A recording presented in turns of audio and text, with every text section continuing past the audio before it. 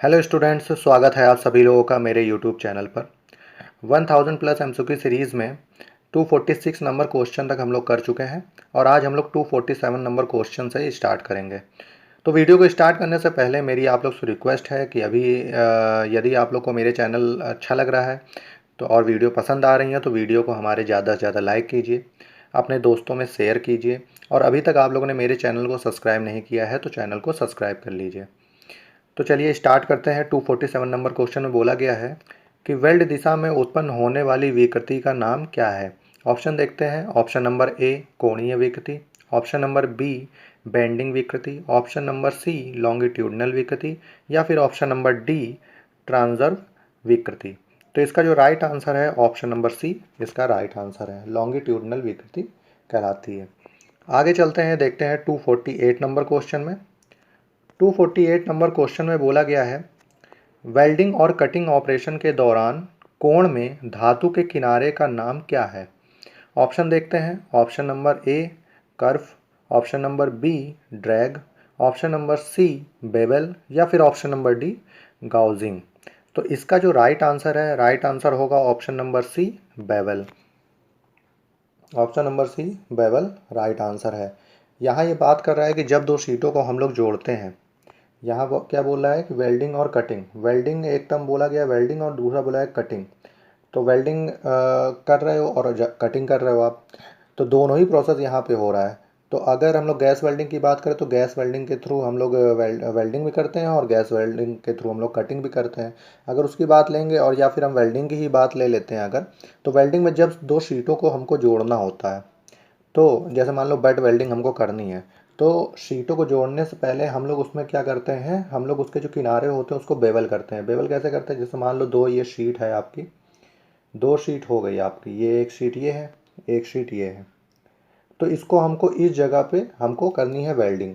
तो इसमें क्या करते हैं, वेल्डिंग करने से पहले हम लोग इसके किनारे को बेवल कर लेते हैं, ऐसा बेवल कर लेते हैं और उसके बाद हम लोग इसमें वेल्डिंग प्रक्रिया करते हैं, जिसमें यहाँ मोल्टन मटेरियल पिघल के भरता रहेगा और फिलर रॉड के थ्रू ये स्थान भर जाता है। तो वेल्डिंग की मतलब क्या होता है कि इसमें होता क्या है, बेवल करने से ये सरफेस कांटेक्ट एरिया आपका बढ़ जाता है। जो पहले अगर ये 2 mm था तो अगर ये फिर बेवल हो गया, तो बेवल होने से क्या होता है, 2 mm से बढ़ के वो 3 mm 3.5 mm हो जाता है। तो एरिया कांटेक्ट बढ़ने से जो वेल्डिंग हम लोग करते हैं वो मजबूत हो जाती है। इस वजह से बेवल ऑप्शन आपका सही है। आगे चलते हैं 249 नंबर क्वेश्चन में।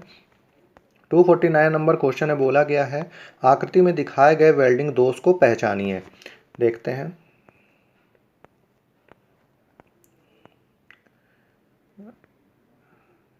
ये एक डायग्राम दिया गया है, 3 डायग्राम इसमें दिया गया है और दोष हमको ये बताने हैं कि ये कौन से दोष हैं। ऑप्शन की बात करते हैं तो ऑप्शन इसमें बोला गया है, ऑप्शन नंबर ए है अंडरकट, ऑप्शन नंबर बी है क्रैकिंग, ऑप्शन नंबर सी है फ्यूज़न की कमी या फिर ऑप्शन नंबर डी अधूरा पेनिट्रेशन। तो अगर थोड़ा ध्यान देते हैं हम लोग, ये अगर इसी की बात करें, यहाँ देखिए आप, ये छोटा सा पॉइंट आपको ये जो दिख रहा होगा इस जगह पे, ये जो दिख रहा है आपको छोटा सा अंदर गड्ढा है। तो ये जो स्थिति होती है ये होती है अंडरकट की स्थिति। अंडरकट कब होता है, अंडरकट तब होता है जब हम लोग वेल्डिंग स्टार्ट करते हैं और वेल्डिंग प्रोसेस हम लोग सही से नहीं करते हैं, तो उसमें वेल्डिंग की स्टार्टिंग में ही बहुत अधिक जो गर्म होने के कारण उस स्थान का मटेरियल आवश्यकता से अधिक पिघल जाता है, जिसके कारण उस स्थान पर एक गड्ढा सा बन जाता है। तो गड्ढा बनना कहलाता है अंडरकट। तो इसका जो राइट आंसर है ऑप्शन नंबर ए आपका राइट आंसर है अंडरकट। आगे चलते हैं 250 नंबर क्वेश्चन देखते हैं। 250 नंबर क्वेश्चन में बोला गया है वेल्डिंग करते समय सिलेंडर की चाबियों को सिलेंडर से क्यों नहीं हटाया जाता है। ऑप्शन देखते हैं। ऑप्शन नंबर ए गैस रिसाव को रोकने के लिए, ऑप्शन नंबर बी गैस आपूर्ति को समायोजित करने के लिए, ऑप्शन नंबर सी बार बार खोलना और बंद करने के लिए या फिर ऑप्शन नंबर डी आग के मामले में जल्दी से बंद करने के लिए। तो मेन इसका पर्पस क्या होता है कि यहाँ बोला गया है चाबियों। जब हम लोग वेल्डिंग करते हैं, तो जब भी वेल्डिंग की बात कर रहा है, ये कौन सी वेल्डिंग की बात कर रहा है, ये बात कर रहा है गैस वेल्डिंग की। वहाँ हम लोग क्या यूज़ करते हैं, सिलेंडर यूज़ करते हैं। और दोनों सिलेंडर में लगा होता है रेगुलेटर। रेगुलेटर के थ्रू हम गैस की और जो फ्यूल के रूप में हम लोग एसिटिलीन की बात करेंगे यहाँ पे। और उसको जलाने के लिए हम लोग क्या यूज़ कर रहे हैं, ऑक्सीजन सिलेंडर की बात कर रहे हैं। तो दोनों में रेगुलेटर लगा होता है जिससे हम लोग गैस का आना और जाना कंट्रोल करते हैं। तो रेगुलेटर में चाबी लगाई जाती है, जो चाबी हमेशा उसमें लगी रहती है। जब हम लोग वेल्डिंग ख़त्म करते हैं तो उसके बाद चाबी को घुमा के रेगुलेटर लॉक करते हैं और फिर चाबी निकाल लेते हैं। तो चाबी तब तक लगी रहती है जब तक हम काम करते रहते हैं। ये पर्पस किसका है, ये एक सेफ्टी पर्पस है। ये एक सेफ्टी पर्पस होता है कि अगर किसी टाइम बैक फायर की कंडीशन आए या फिर फ्लो बैक फायर हो या फिर हमारी फ्लैश बैक का अगर होता है। दो प्रोसेस यहाँ पे देखिए होते हैं, एक होता है फ्लैश बैक, एक होता है फ्लैश बैक, एक होता है बैक फ्लो। फ्लैश बैक और सॉरी बैक फायर, एक फ्लैश बैक होगा और दूसरा बैक फायर होता है। तो ये दोनों ही मतलब हमारे लिए वेल्डिंग के लिए बहुत ख़तरनाक चीज़ें हैं और इससे दुर्घटनाएं भी हो चुकी हैं। तो जब भी फ्लैश बैक होता है तो फ्लैश बैक क्या होता है, जरा हम लोग ध्यान देंगे, फ्लैश बैक की बात करेंगे यहाँ पे। जो फ्लैश बैक का मतलब क्या होता है, फ्लैश बैक का मतलब ये है कि इसमें होता क्या है कि वेल्डिंग जब हम करते हैं तो वेल्डिंग करते करते एक स्थिति ऐसी आती है जिसमें जो वेल्डिंग जो ज्वाला होती है, जो ब्लो टॉर्च से या फिर वेल्डिंग जो हम लोग टॉर्च यूज़ कर रहे हैं गैस वेल्डिंग में, उसमें ज्वाला अंदर की तरफ चली जाती है। तो जब अंदर जाने की ये जो प्रक्रिया होती है, ज्वाला का अंदर जाना ही कहलाता है हमारा बैक फ्लो बैक कहलाता है, ये फ्लो बैक कहलाता है। और दूसरी इस चीज़ हम लोग देखें, मैंने दूसरा टर्म बताया आपको, बैक फायर। बैक फायर किसको बोला जाता है, बैक फायर वो होता है कि जब हम वेल्डिंग कर रहे थे, अचानक से हमारी आवाज़ें आने लगती, चट चट की आवाज़ आएगी और उसके बाद क्या होता है कि आवाज़ करके वो जो हमारा जो ज्वाला होती है वो अचानक से बंद हो जाएगी। तो ये क्रिया होती है बैक फायर की। तो खतरनाक आपकी ये जो फ्लैश बैक वाली जो क्रिया होती है हमारी, जो हमारी फ्लैशबैक की क्रिया होती है, फ्लैशबैक वाली की जो क्रिया होती है वो खतरनाक होती है। वो अगर ज्वाला अगर सिलेंडर तक पहुंच जाती है तो सिलेंडर विस्फोट हो सकता है और बहुत बहुत बड़ी दुर्घटना हो सकती है। इसको रोकने के लिए ही हम लोग सेफ्टी के रूप में हम लोग को चाबी लगे रहने देना चाहते हैं। इस वजह से इसका जो राइट आंसर है, राइट आंसर क्या होगा, ऑप्शन नंबर डी, आग के मामले में जल्दी से बंद करने के लिए। आगे देखते हैं 251 नंबर क्वेश्चन में। 251 नंबर क्वेश्चन में बोला गया है, रेगुलेटर को जोड़ने से पहले सिलेंडर वॉल्व सॉकेट को कौन सी प्रक्रिया ब्लो आउट कर देती है। ऑप्शन देखते हैं, option number A cracking, option number B backfire, option number C flashback या फिर ऑप्शन नंबर डी दबाव परीक्षण। तो इसका जो राइट आंसर होगा ऑप्शन नंबर ए आपका राइट आंसर है। आगे चलते हैं 252 नंबर क्वेश्चन में। इसमें बोला गया है ऑक्सीजन सिलेंडर का रंग क्या होता है। आंसर देखते हैं हम लोग ऑप्शन में।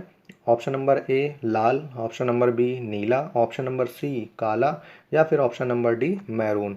ये क्वेश्चन मैं कल भी आप लोग को बता चुका हूँ एक बार कि जो सिलेंडर होता है ऑक्सीजन, स्पेशली अगर ऑक्सीजन सिलेंडर की बात कर रहा है तो ऑक्सीजन सिलेंडर का रंग क्या होता है, काला।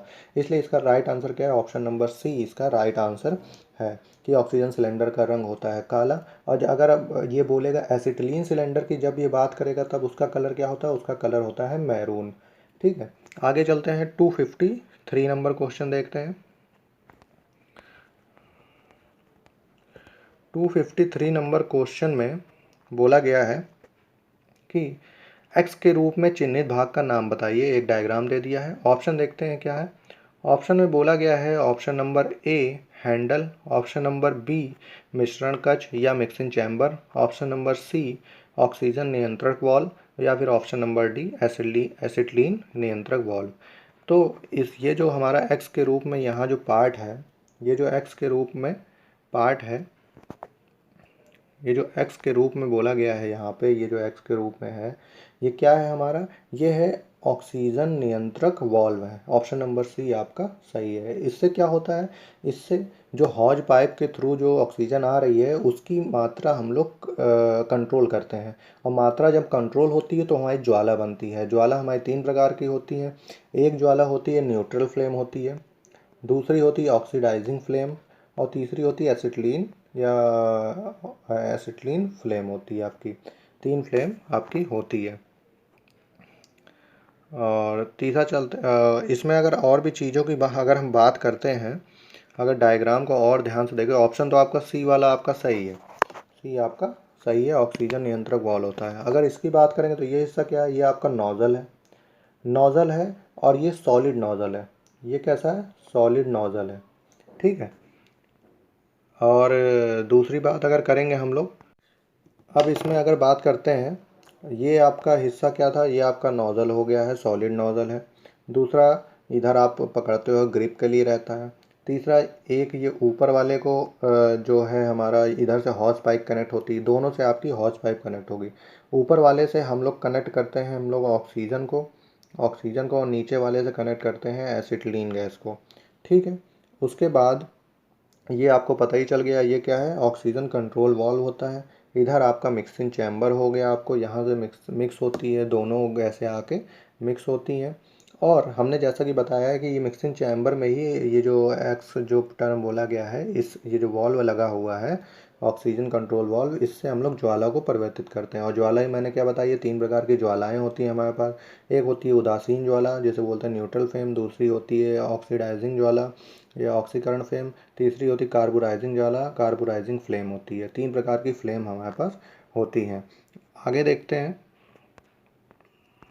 ये जो होता है, ये जो आपको दिख रहा है, ये जो डायग्राम है आपका, ये आपका क्या है, ब्लो पाइप का डायग्राम है। अब ब्लो पाइप भी हमारी कितनी होती हैं, 3 प्रकार की होती है। एक होती है जो हाई प्रेशर होती है, पहली हाई प्रेशर, दूसरी लो प्रेशर, और तीसरी जो होती है हमारी वो ऑटोमेटिक होती है, या फिर इसको बोला जाता है इक्वल प्रेशर, या इसको क्या बोलेंगे, इक्वल प्रेशर होती है। तो चलिए, इसमें राइट आंसर तो पता ही चल गया आपको, ऑप्शन नंबर सी आपका राइट आंसर है। अगले क्वेश्चन में चलेंगे हम लोग। अगले क्वेश्चन में बोला गया है पीपीई का नाम क्या है। एक डायग्राम दे रखा है, फिर इसमें ऑप्शन देखते हैं हम लोग। ऑप्शन नंबर ए बोला गया है portable screen, option number B chipping goggle, option number C हाथ वाली welding screen, option number D welding helmet. तो इसका जो राइट आंसर है ऑप्शन नंबर सी हाथ वाली वेल्डिंग स्क्रीन। ये कौन सी है, यहाँ देख रहे होगे आप, हैंडल लगा हुआ है, ये हाथ से पकड़ के वेल्डिंग करते समय देखने के लिए होती है। और ये जो वेल्डिंग करते समय जो प्रकाश उत्पन्न होता है उसमें अल्ट्रावायलेट किरणें होती है, उससे बचाने के लिए हम लोग यूज़ करते हैं। आगे चलते हैं 255 नंबर क्वेश्चन में। इसमें क्या बोला गया है, 255 नंबर क्वेश्चन में बोला गया है कि आर्क वेल्डिंग प्रक्रिया में सेलुलोसिक इलेक्ट्रोड का उद्देश्य क्या है। ऑप्शन देखते हैं हम लोग। ऑप्शन नंबर ए है जमा हुआ स्लैग को हटाना बहुत आसान होता है। Option number B high struggle high strength steel के लिए इस्तेमाल किया जाता है। ऑप्शन नंबर सी इसका उपयोग लो कार्बन स्टील के लिए किया जाता है। या फिर ऑप्शन नंबर डी यह सभी स्थिति के लिए उपयुक्त है। तो इसका जो राइट आंसर है ऑप्शन नंबर इसका जो राइट आंसर होगा, आर्क वेल्डिंग सेलुलोज की बात कर रहा है, इसका राइट आंसर होगा ऑप्शन नंबर ए जमा हुए स्लैग को हटाना बहुत आसान होता है। अब इसमें हम लोग थोड़ा बात कर लेते हैं। यहाँ बात किया गया है सबसे पहली बात इलेक्ट्रोड की। तो इलेक्ट्रोड होता क्या है वो देखते हैं हम लोग। इलेक्ट्रोड होता क्या है, ये देखिए, एक बेलनाकार ठोस होता है, या एक बेलनाकार आकृति का ठोस या फिर खोखला रॉड होता है, जिसका चयन वर्कपीस की धातु या वेल्ड जॉइंट की प्रकृति के आधार पर किया जाता है। और इसी के थ्रू ये क्या हो, इलेक्ट्रोड क्या होता है, अगर आर्क वेल्डिंग में यूज़ करोगे तो आप फिलर मेटल उसमें होता है, बीच में जो होता है उसके ऊपर फ्लस्क चढ़ा रहता है, जो बाहरी जो हानिकारक गैसें होती हैं उससे जॉइंट की रक्षा करता है वो। अब यहाँ एक बात करते हैं सेलुलोसिक इलेक्ट्रोड। ये सेलुलोसिक इलेक्ट्रोड है क्या। पहली बात, ये जो इलेक्ट्रोड होता है, इस इलेक्ट्रोड के ऊपर जो होता है जो फ्लक्स का बेस जो चढ़ा रहता है, फ्लक्स मटेरियल चढ़ा रहता है, उसमें जो बेस होता है उसका बेस मटेरियल के रूप में हम लोग सेलुलोज का प्रयोग करते हैं। इसी वजह से इसको बोला जाता है सेलुलोजिक इलेक्ट्रोड बोला जाता है। अब इसका फ़ायदा क्या है, ये पहली बात तो स्लैग को हटाना बहुत आसान होता है, जैसा कि आपको ए ऑप्शन में दिख रहा होगा। दूसरा क्या है, ये पेनिट्रेशन अच्छा देता है। ये क्या होता है, पेनिट्रेशन जो होता है वो बहुत अच्छा देता है, इस वजह से हम लोग इसका प्रयोग करते हैं। आगे चलते हैं 255 के बाद 256 नंबर क्वेश्चन में।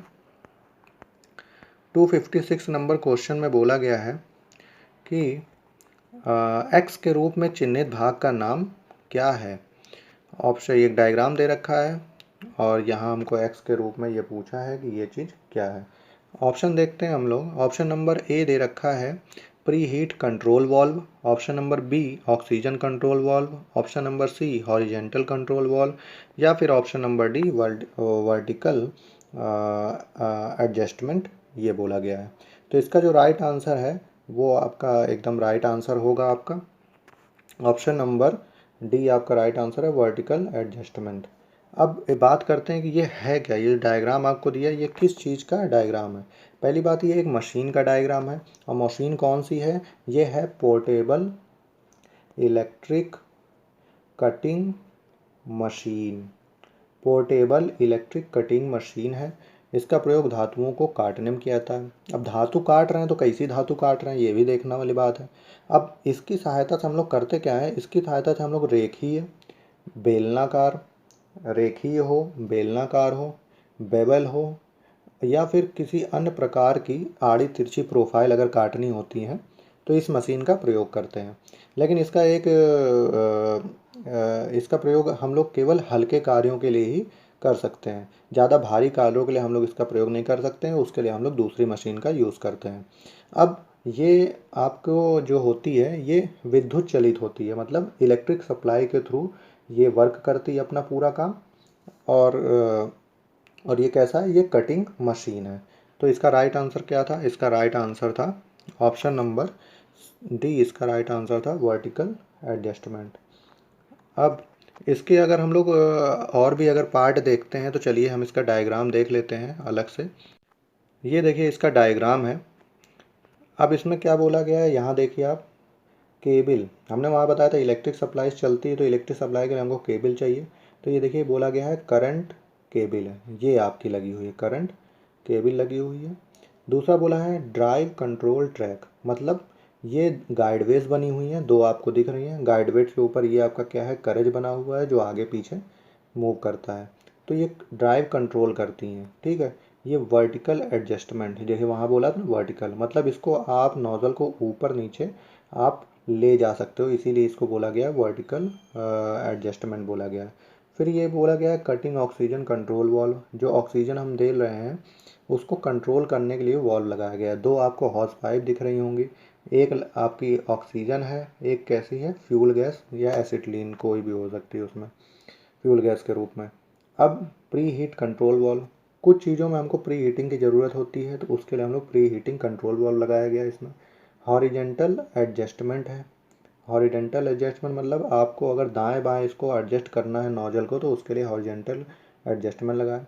एक हमारा लगा है यहाँ पे स्पीड कंट्रोल, स्पीड कंट्रोल करने के लिए धीमी स्पीड, कम स्पीड, अगर मोटा मटेरियल है तो आपको स्पीड धीमी रखनी पड़ेगी, और पतला अगर मटेरियल आपको कटिंग करना है तो स्पीड आप बढ़ा सकते हो। आशा करता हूँ आप लोग समझ गए होंगे। चलिए चलते हैं क्वेश्चन में। अब हम लोग बात करते हैं 257 नंबर क्वेश्चन की। 257 नंबर क्वेश्चन बोला गया है ऑक्सीजन सिलेंडर की भंडारण क्षमता क्या होती है। ऑप्शन देखते हैं। Option number A 7 metre cube, option number C 10 metre cube, option number C 14 metre cube, या फिर option number D 15 metre cube. तो इसका जो राइट आंसर है ऑप्शन नंबर ए इसका सही है, 7 मीटर क्यूब। इसकी भंडारण क्षमता कितनी होती है, 7 मीटर क्यूब इसकी भंडारण क्षमता होती है। अगर ऑक्सीजन सिलेंडर की और भी हम बात कर लें तो पहली बात ये किसका होता है, इससे कलर जो होता है इसका ब्लैक होता है। अगर मान लो किसी वजह से कलर इसका छूट गया है तो हम कैसे पहचानेंगे इसको, हम लोग इसको पहचानेंगे इसके जो वॉल्व होता है उसमें जो थ्रेड कटी होती है। अगर वॉल्व की आपकी जो थ्रेड है वो अगर आपकी कैसी है, राइट हैंड साइड थ्रेड है, कैसी है, राइट हैंड साइड थ्रेड होगी, तो इसका मतलब ये सिलेंडर कौन सा होगा, ऑक्सीजन सिलेंडर होगा। और अगर और इसी ये जो वॉल्व थ्रेड होती वॉल्व लगा होता है, वॉल्व के ऊपर ही क्या हम लोग लगाते हैं, रेगुलेटर लगाते हैं। अब भंडारण क्षमता आपको पता ही है कि 7 मीटर क्यूब इसकी भंडारण क्षमता हो गई। प्रेशर की अगर हम बात करें तो इसका जो प्रेशर होता है, सिलेंडर प्रेशर की बात करेंगे तो 120 से लेके 150 किलोग्राम प्रति सेंटीमीटर स्क्वायर होता है। किलोग्राम प्रति सेंटीमीटर स्क्वायर होता है। कितना होता है, 120 से लेकर 150 किलोग्राम प्रति सेंटीमीटर स्क्वायर इसका प्रेशर होता है। तो इसका राइट आंसर मैंने बता ही दिया था, राइट आंसर था option number A 7 metre cube. अब बात करते हैं, हमने तो यहाँ ऑक्सीजन की बात करी थी, अगर हम मान लो इसकी जगह एसिटिलीन बोल देता तो। अब एसिटिलीन की बात की गई है तो अब इतना ध्यान रखिए कि एसिटिलीन सिलेंडर जो होता है लंबाई में छोटा रहता है और व्यास में ज़्यादा रहता है, जबकि ऑक्सीजन सिलेंडर क्या होता है, लंबाई में ज़्यादा रहता है लेकिन व्यास में कम होता है। ठीक है। अब थ्रेड की बात करेंगे, कलर तो इसका क्या होता है, कलर तो इसका मैरून होता है। अब कलर मान लो छूट गया है तो कैसे पता लगाएंगे, उसके वॉल्व की थ्रेड से हम लोग पता लगा लेंगे। अगर वॉल्व थ्रेड कैसी है, अगर वॉल्व थ्रेड हमारी हो गई लेफ्ट हैंड थ्रेड हो गई, तो कैसा ये सिलेंडर कौन सा हो जाएगा, लेफ्ट हैंड हुई तो आपका एसिटिलीन सिलेंडर हो जाएगा। अब एसिटिलीन सिलेंडर में प्रेशर की अगर हम बात करें तो प्रेशर कितना होता है, इसका जो प्रेशर होता है हमारा 15 किलोग्राम प्रति metre cube, metre square. 15 kilogram प्रति मीटर स्क्वायर एसिटिलीन का जो होता है सिलेंडर का प्रेशर होता है। तो चलिए आगे चलते हैं, 258 नंबर क्वेश्चन देखते हैं।